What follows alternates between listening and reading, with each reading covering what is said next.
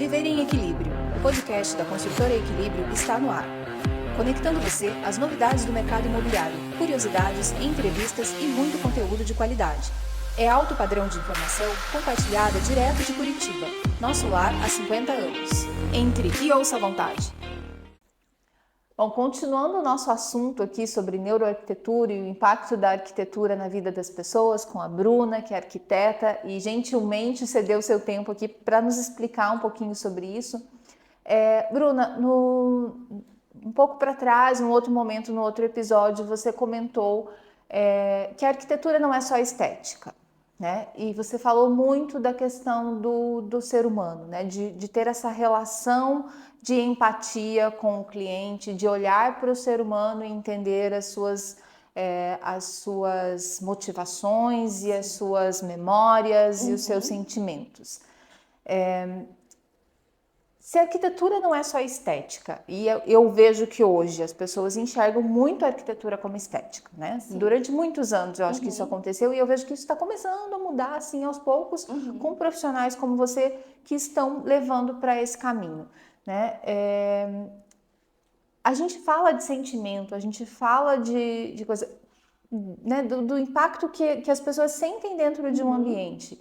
Então, assim, você já comentou sobre as cores, né? Que, por exemplo, de repente para uma pessoa o amarelo é uma memória afetiva que traz lá de trás e que vai trazer alegria para ele naquele momento, né? Mas, no geral, se a gente for falar das cores, eu sei que tem a psicologia das cores, tem uma série de coisas. Que dicas você poderia dar, assim, tipo, para as pessoas? Tipo, que cor não utilizar no quarto? Ou né, para que as pessoas comecem a entender um pouquinho o impacto disso. Porque, às vezes, eu vejo as pessoas querendo seguir uma tendência de moda. E, se bem que em Curitiba hoje é tudo cinza, bege, branco, né? E preto, tem o preto também. Inclusive o tempo está cinza. Inclusive o tempo de Curitiba já é muito cinza, né? Qual o impacto das cores nos sentimentos e no emocional das pessoas? Olha, esse assunto é, assim, extenso, né? As pessoas acham que a gente fala, o arco-íris, né? As cores bases ali, as matizes. E, na verdade, a cor depende muito. Por exemplo, a gente está aqui agora, estou com essa tonalidade aqui. Se ela já tem um pouquinho mais clara, ela já vai afetar de uma certa forma. Se ela é mais escura, é de outra forma. E aí tem a questão da, novamente, subjetividade. Quando a gente pensa, ok, a cor mais escura vai afetar de uma certa forma, a cor mais clara de outra.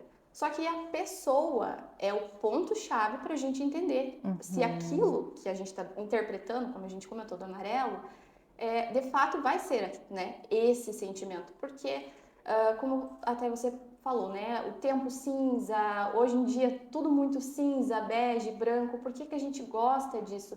Tem muito essa questão do minimalismo, né, que veio aí como um estilo de vida e depois foi vindo para os ambientes, foi vindo para trazer realmente uma forma diferente de projetar até. E aí as cores, elas entram não só como para preencher uma parede, não só como, definir uma cor para o meu quarto, para o meu ambiente, não. A paleta do ambiente. Exatamente, não é uma paleta, né? A cor, ela vem de fato como algo ali para passar uma mensagem, para passar um significado e despertar uma intenção em nós. Então, por exemplo, a gente fala do cinza e justamente o cinza é a cor menos indicada. Por quê? O cinza é uma cor neutra e a gente se baseia as cores com base na natureza.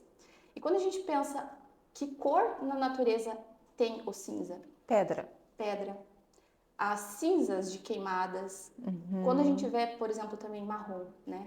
Esse marrom, esse bege, que cor que tem? Quando a gente vê lá, por exemplo, no Nordeste, que tá aquelas secas, aquele chão todo quebrado, todo rajado, o que acontece? Ele tá um tom bege. Então, a árvore, quando morre, ela tem esse tom. E aí... Ai, que triste isso. Exato. E a gente acaba querendo, por conta dessa questão do minimalismo, essa questão de ter, nossa, tá muito na moda, né? A gente pintar essas cores na casa. Não que não possa, de fato algum, não é assim, a gente pode colocar essas cores. Aí que entra o equilíbrio, né? A gente pegar realmente as cores ali que nos impactam, porque não é só o cinza que a gente tem memórias, todas as cores a gente tem uma certa memória afetiva, umas mais que outras, alguns significados mais importantes que outros. Então, pegar essas cores e tentar equilibrar com esse cinza. Não tem problema algum a gente fazer um ambiente Você pode usar cinza. como uma base neutra Exato. e aí compor com algumas outras cores. Exatamente. O que não dá pra gente tentar fazer é só um ambiente totalmente neutro. Por quê? Tem a questão da estreia, né? O poder da estreia. Quando a gente faz assim um ambiente, por exemplo, mais minimalista, que ele não tem tanta informação de cor, não tanta informação de decoração, a gente vai, uau, que lindo, que maravilhoso, pelo poder da estreia, porque ele surpreende, né? O nosso corpo responde a essa surpresa. Mas, com o tempo, esse bem-estar, esse, né, uau, esse impacto, ele vai diminuindo e aquilo vai se tornando uma coisa que o ambiente, ele vai prejudicar. Então, não tem problema, como eu falei, a cor cinza, né? Mas é uma cor que a gente não indica para realmente fazer a casa inteira. Sim. Então, é algo bem interessante. Até tem uma outra curiosidade aqui, que, por exemplo, pessoas que estão buscando ter né, diminuir o seu peso ou, enfim, ter uma alimentação mais balanceada, a cor azul na cozinha ajuda, porque o azul, ele reduz a sensação ali de fome. Então, se a pessoa tá na cozinha, poxa vida, né, eu tô querendo fazer uma dieta. Então, pintar uma parede de azul ali, de certa forma, vai trabalhar. Assim como o oposto. Se a pessoa está tentando ali, talvez, ter uma alimentação mais saudável e comer com mais frequência corretamente, a cor vermelha ou a cor laranja pode estimular. Então, a gente pode começar a compreender essa questão, né? Ainda levando a subjetividade da nossa interpretação, mas para ver como a arquitetura e essa questão das cores vai influenciar o nosso comportamento. Nossa, super interessante. Eu nunca tinha pensado por esse aspecto das cores cinza e bege. Eu simplesmente achava que eles não tinham tanta personalidade. Mas é muito interessante olhar para esse aspecto, né, do o que traz essa cor, né, na natureza. Exatamente. Porque, como a gente já comentou mais para trás também, o ser humano vem da natureza, né? É da natureza do ser humano estar conectado com a natureza. Sim. Então a gente tem que observar isso realmente, né, no natural, o que tem essa cor. Exatamente, e a biofilia ela traz isso. A biofilia até nos questiona a pensar assim, será que aquilo que a gente está tentando solucionar hoje já não foi respondido pela natureza? Então é a questão das cores. Aonde a gente vê o azul? Aonde a gente vê o verde? Então a natureza, de certa forma, o verde é aquilo que está brotando, é aquilo que está tendo muita vida. Né? E aí você pensa, sabe, você observar a natureza, você consegue ter, não precisa nem comprar o livro de psicologia das cores, você consegue ir interpretando para dentro da sua casa. E aí, lógico, você com as suas memórias, com a sua vivência ali, da tua experiência com a cor, vai conseguir interpretar ela para dentro da casa. Muito legal, adorei essa aula. É bastante interessante mesmo. Uma coisa que eu observo é que realmente, você falou do poder da estreia, né? Sim. Porque surpreende a pessoa quando ela entra num ambiente minimalista. E aí eu fiquei pensando aqui comigo mesma, poxa, eu gosto de ambientes minimalistas. Recentemente eu fui à Casa Cor e os ambientes que eu mais gostei foram os mais minimalistas. Agora eu entendi o porquê, é o poder da estreia, né? Sim. E aí eu fiquei pensando por que isso tem um impacto positivo na gente, né? Esse poder da estreia. Porque é ordem, né? Para mim, pelo menos, né? Se eu analisar a Ana aqui como pessoa, o minimalismo é mais fácil de você manter a ordem. E para mim a ordem é algo muito importante. E quanto mais coisa você tem, mais fácil gerar desordem, né? Então, um ambiente minimalista tem menos coisas e ele mantém a ordem. Só que eu percebo que o minimalismo, ele realmente é excelente no impacto inicial, na estreia. Na minha casa mesmo, quando eu comprei uma outra casa, reformei e tal, a ideia era que fosse muito mais minimalista.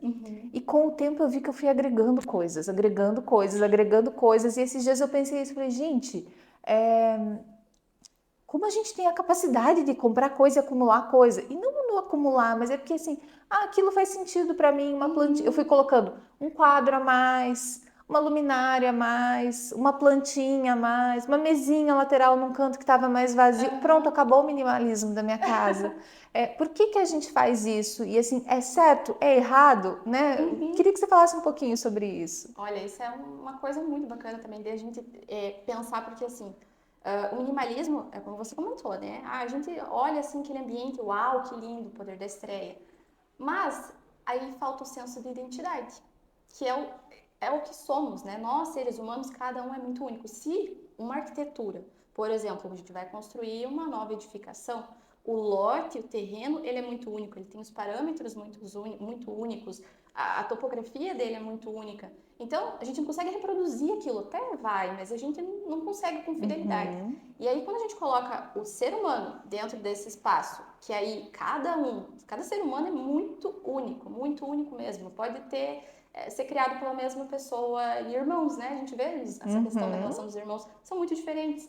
E aí, quando a gente coloca essa questão, a arquitetura já é única, e aí a pessoa, então, aquele ambiente ele precisa ter identidade. E o minimalismo, ele corta isso. Então a pessoa fala, não, mas é que eu tenho essa personalidade mais minimalista, eu gosto, como você falou, menos. Só que com o tempo é inconsciente, tudo mais ou menos na arquitetura assim é inconsciente. Com o tempo a gente vai observando que na verdade aquilo ali tá faltando alguma coisa, tá faltando personalidade, tá faltando você se identificar com o seu ambiente, porque senão qualquer outra pessoa moraria. Então, quando a gente fala assim, por exemplo, que a nossa casa conta a nossa história, as paredes contam a nossa história. E não é só de fotografias de você com a sua família, de viagens que você fez, é de fato tudo aquilo que tem um sentimento, que tem uma profundidade, que tem um significado maior para você. Então, esse ambiente minimalista, eu acho maravilhoso também. Tem horas que eu vejo alguns projetos que eu fico, gente, que lindo. E tem experiência pessoal minha também. Quando eu reformei antes da neuroarquitetura, reformei meu quarto, ele era cinza e bege.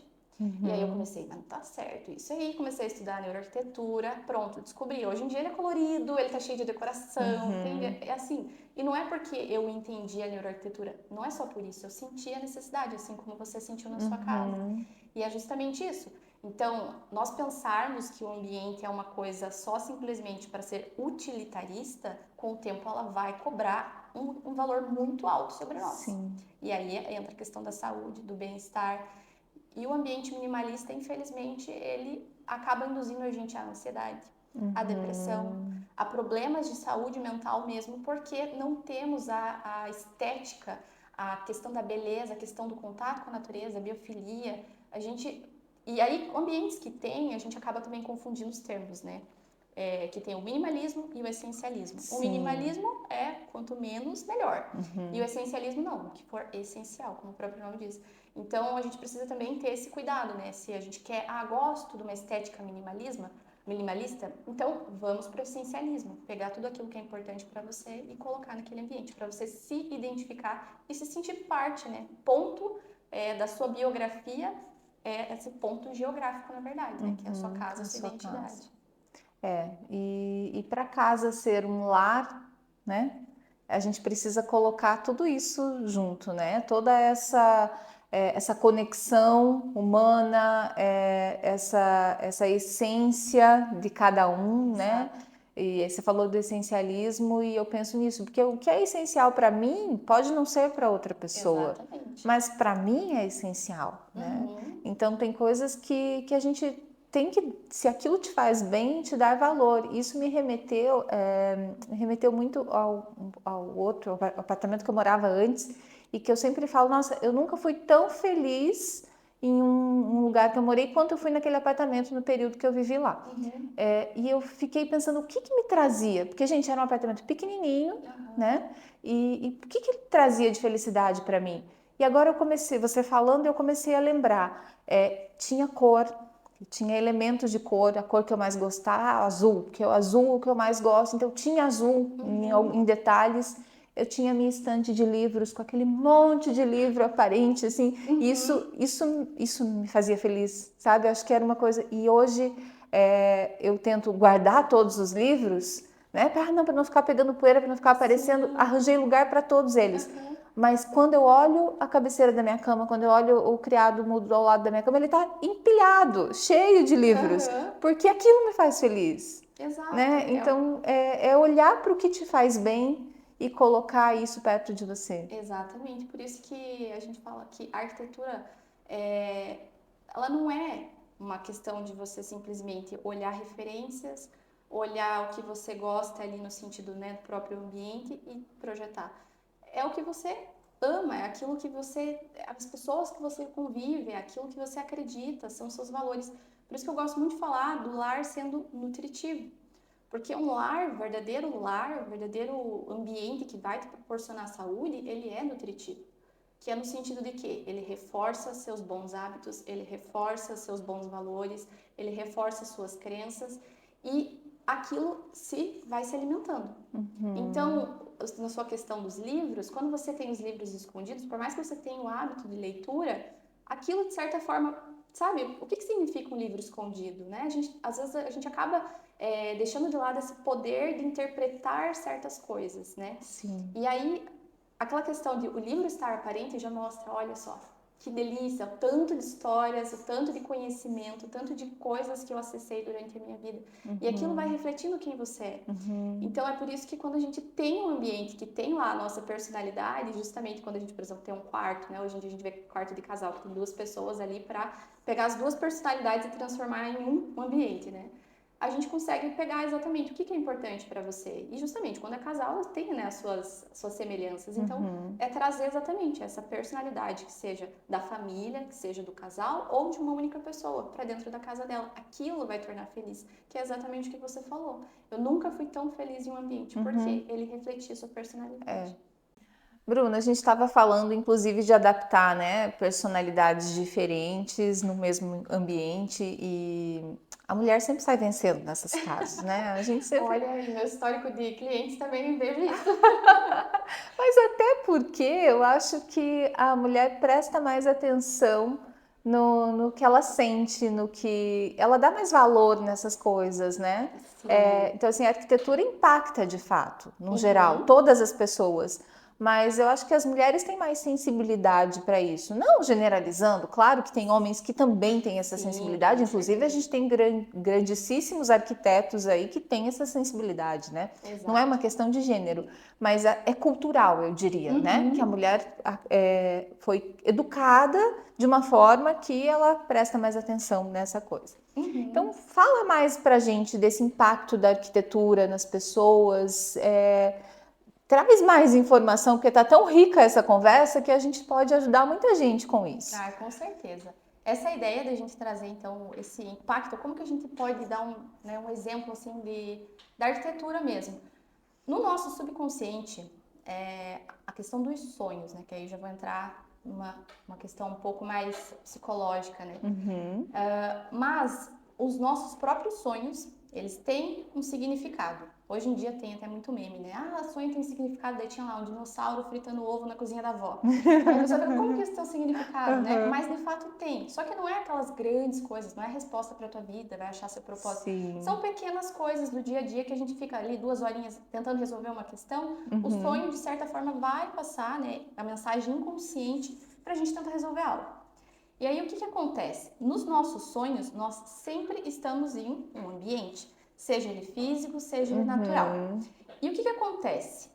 Como nossos sonhos, ele passa essas mensagens, Freud e Carl Jung falavam muito sobre isso, né? Sobre a interpretação dos sonhos.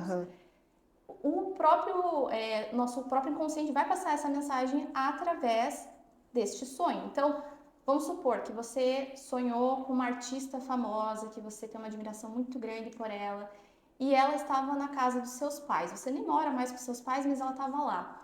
E ela estava tentando sair. E você fica, puxa, mas o que tem a ver nesse sonho? Mas, na verdade, o que acontece? É essa questão da nossa interpretação pessoal. Então, o que aquela artista representa para nós?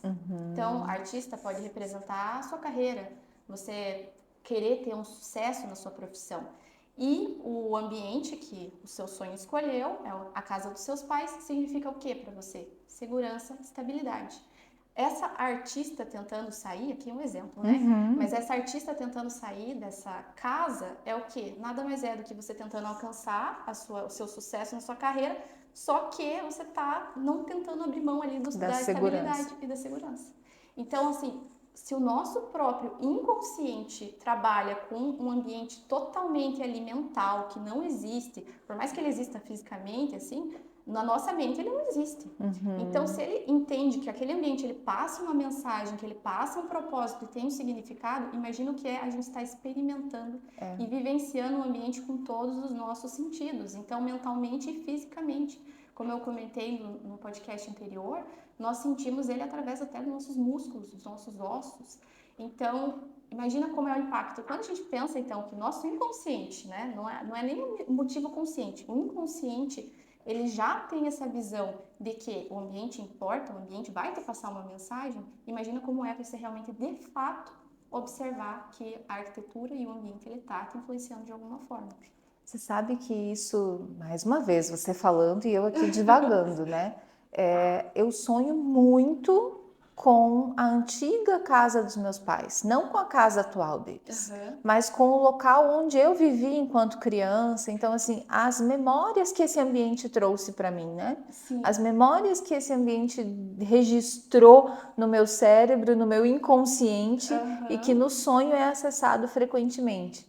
Outro lugar, outro episódio assim que eu lembro de sonhar muito com o ambiente é quando a primeira vez que eu fui para fora do país, que eu fui para Paris. Gente, eu passei anos sonhando que eu estava lá.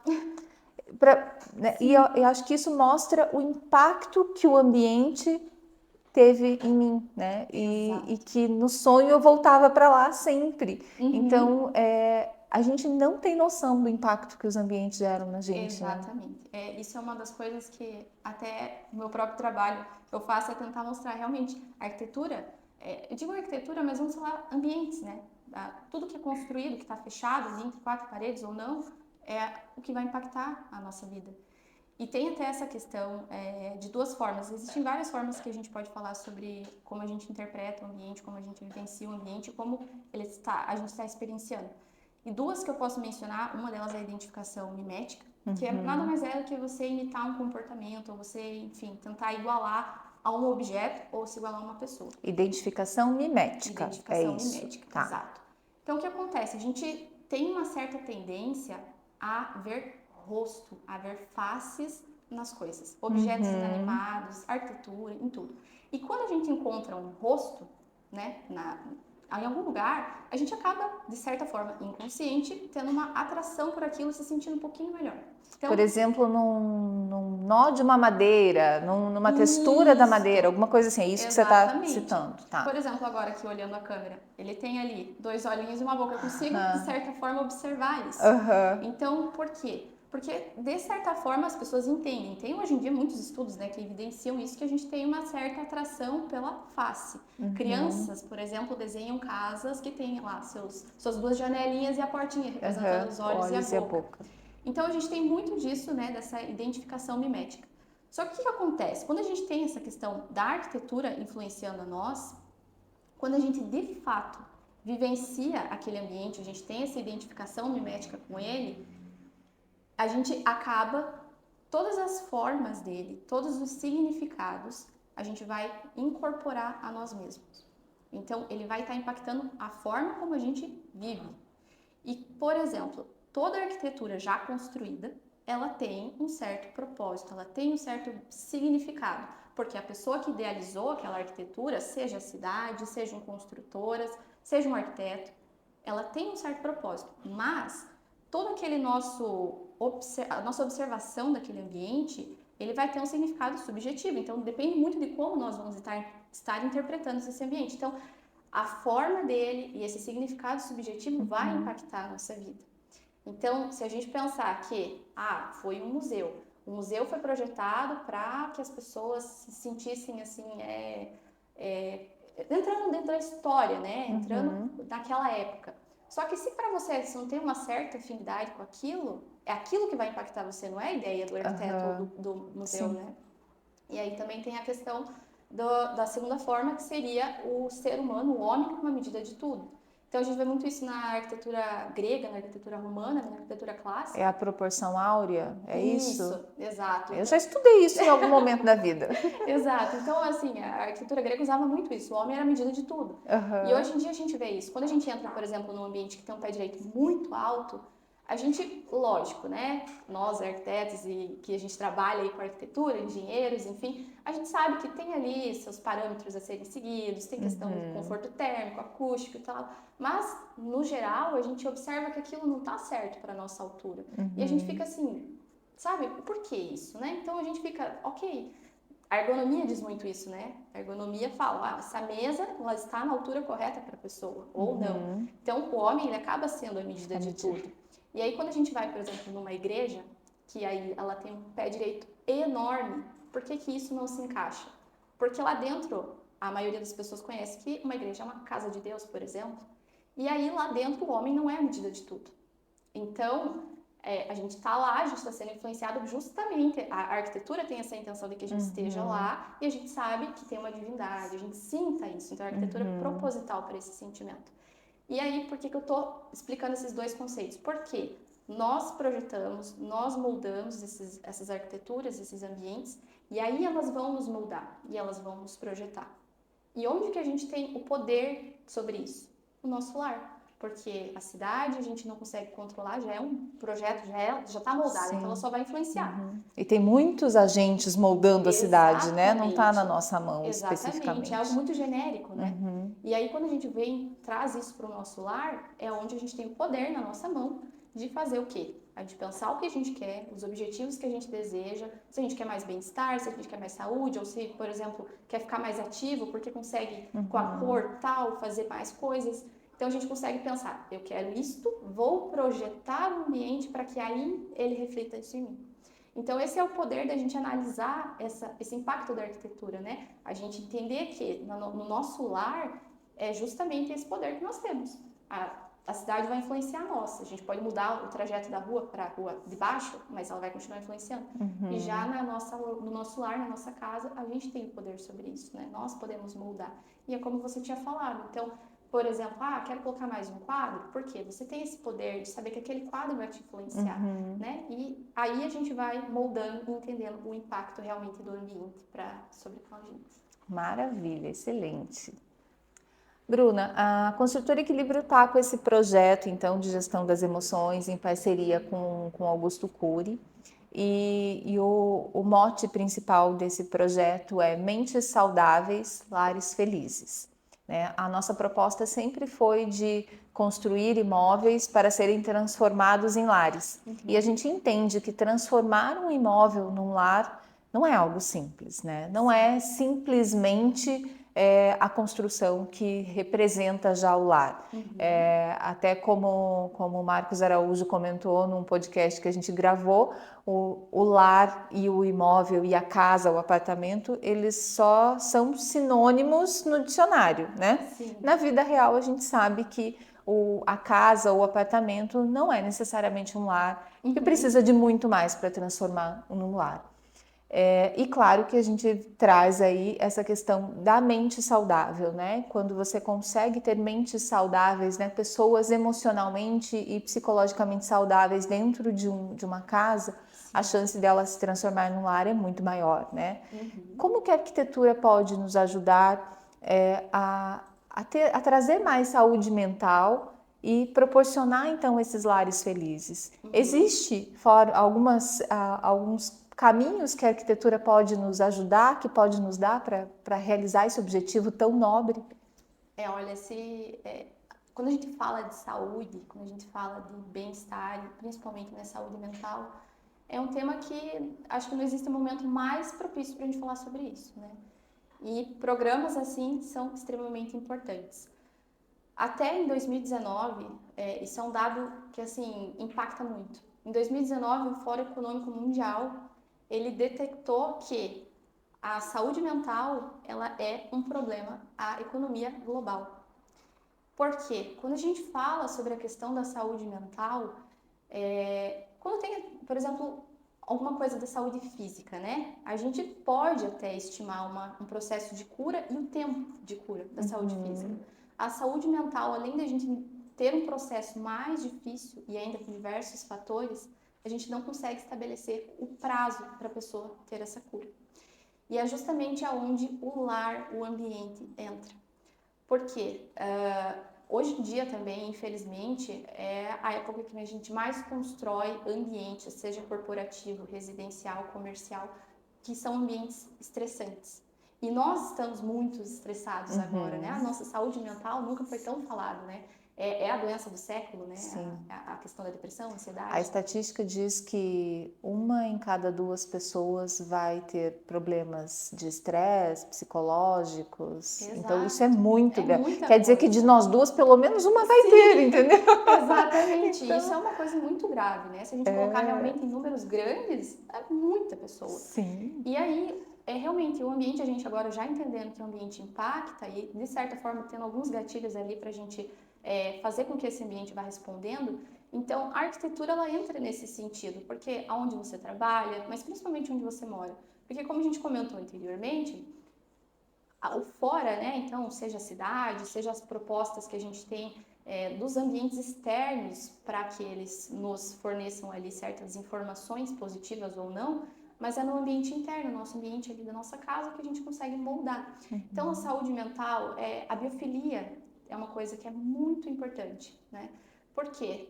A biofilia, para quem não conhece o termo, é muito simples, é basicamente o amor pela vida natural. E a gente pode trazer a biofilia para nossa casa, não só enchendo de plantas, né? Não só colocando muita flor e coisas naturais. Não. Por exemplo, a mesa aqui, que a gente tem uma mesa que ela tem madeira natural. É você colocar as cores, como eu falei, as cores que vêm da natureza, né? Então, tudo isso que tem esse amor pela vida, até os animais, hoje em dia é muito comum, né? A gente ter casas assim, feitas para pets, feitas para, enfim, para ter os passarinhos, cachorro, gato. Então, a gente também ter esse contato com a vida animal, com a vida ali da natureza mesmo, né? As plantas. A questão da gente, por exemplo, ter uma varanda que tem uma imagem bonita, uma paisagem bonita, ter um ponto icônico ali, já é algo que vai dar essa maior, né, eficiência em questão da saúde mental. Assim como também tomar sol, ter grandes aberturas. Então, tudo isso é coisas que impactam. A gente pode achar que são pouquinho, mas se a gente realmente, assim, quando a gente entende como funciona um pouco o nosso cérebro, o nosso corpo humano, a gente percebe que quanto mais contato com o natural, quanto mais contato com a natureza, melhor somos, melhor ficamos. E aí que entra o ponto principal. Inclusive, a nossa maior busca atual, né, da humanidade, além do conhecimento, de agregar conhecimentos, é a busca pela natureza, pelo natural. Nós temos a nossa grande história aí, mais de 300 mil anos, que a gente tem vivendo como nômades, né? Então, direto na natureza.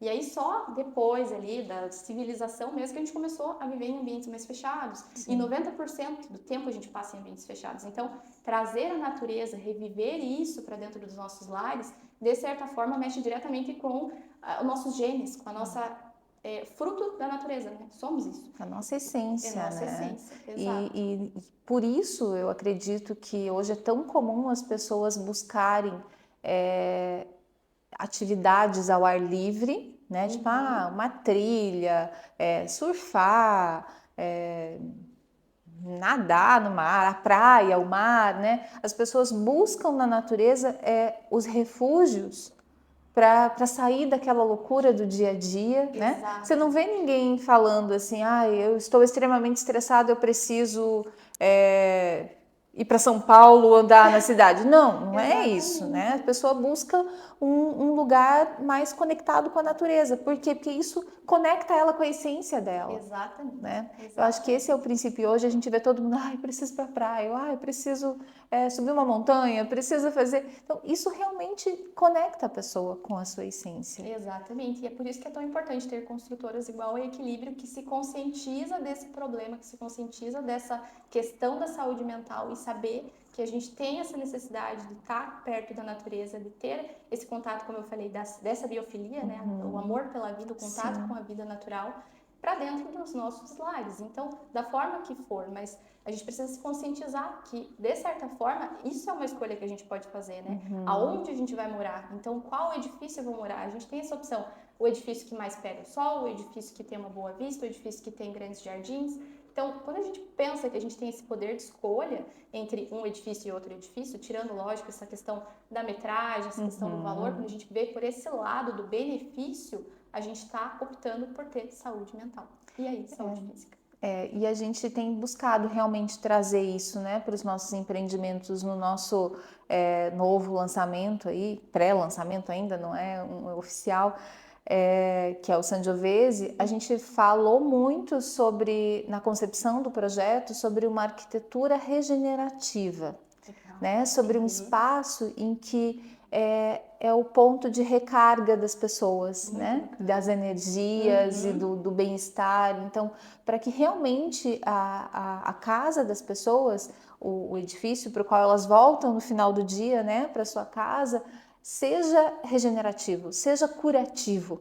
Exato. Porque a gente está realmente, a sociedade está adoecendo muito. A gente precisa encarar essa realidade de fato, né? Com certeza. Cara a cara, assim, realmente essa é a nossa realidade.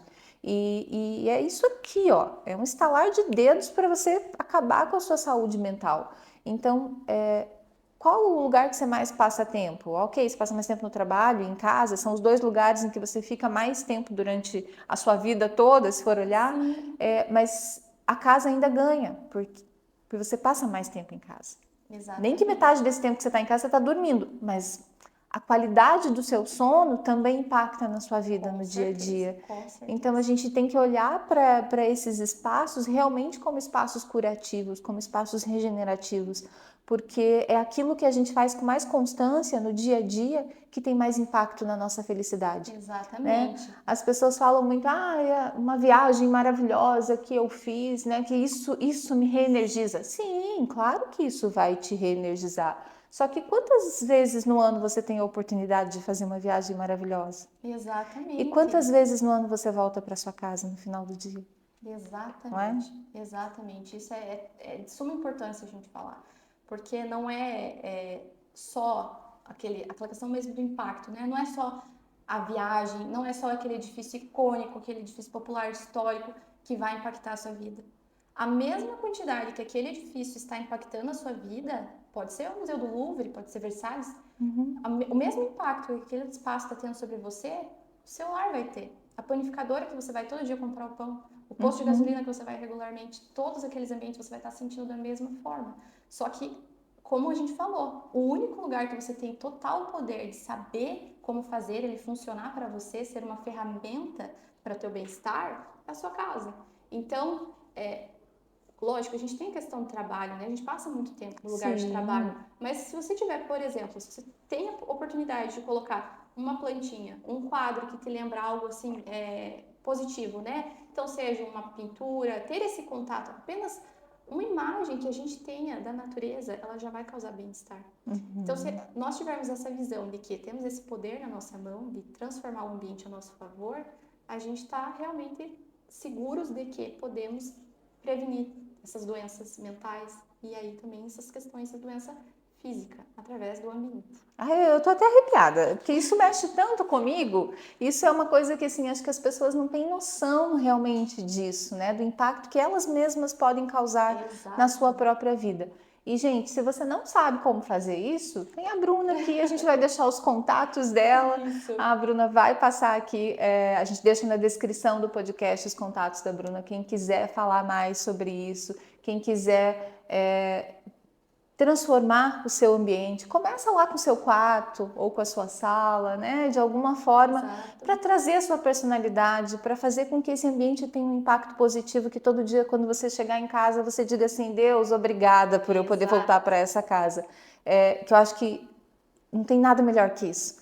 Né? Pra gente poder entrar em casa e se sentir grato porque você está num espaço que te faz bem, por você ter aquele espaço, por tudo, né, Bruna? Eu acho que a gratidão a gente sabe que é um exercício aí que a gente deveria fazer diariamente, o tempo todo, né? Sim, com certeza, porque é exatamente isso, né? A arquitetura, o luxo, na verdade, não é você ter grandes edifícios, você ter grandes metragens. A arquitetura é você ter tempo de qualidade e você voltar para um lugar que, mesmo que seja tão pequenininho, mesmo que seja muito simples, é seu e você se identifica com aquilo.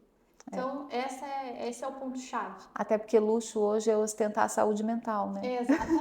Exatamente Não é? isso. Então, a arquitetura pode nos ajudar com isso. A Bruna veio até vestida de médica da saúde mental, ela está de branco e veio de ver, olha o quanto ela deve ter pensado na cor que ela viria. Viu? Tinha certeza que ela tinha pensado nessa estratégia. Bruna, gratidão por esse tempo de tanta qualidade que a gente teve aqui. A gente poderia ficar conversando horas sobre esse assunto. Quem sabe a gente faz mais um episódio daqui a pouco. Queria que você deixasse seus contatos, como que as pessoas fazem para te encontrar, rede social, qual que é a melhor forma. Eu sei que você escreve também, que você está inaugurando um blog e a escrita também para mim é algo muito importante. Acho que é uma forma da gente expressar e eu acho inclusive que é uma forma de você, de generosidade, de você dividir com as pessoas aquilo que você aprendeu, aquilo que você está sentindo e transmitir isso para as pessoas, né? Então, parabéns aí pela iniciativa. Obrigada. Deixa teus contatos para o pessoal te encontrar, por favor. Tá bom. Primeiro, gostaria de agradecer novamente pelo convite. Realmente é uma honra estar aqui para a gente falar sobre isso. E como a gente sempre sabe, né? Um assunto assim que é tão importante, a conversa flui. Então, foi maravilhoso estar aqui e falar de tantas coisas. E, novamente, também agradeço também pelos elogios. O meu contato vocês podem encontrar em qualquer rede social, é @arquitetabrunasouza. Também tem o meu site, www.arquitetabrunasouza.com.br. E, novamente, acho que essa conversa rendeu muito. Quem quiser tirar dúvidas, enfim, ou falar mais sobre outras coisas, pode entrar em contato comigo. Vai ser um prazer atender. E a Bruna é super ativa nas redes sociais, então pode chamar ela lá que ela vai te responder com certeza, né, Bruna?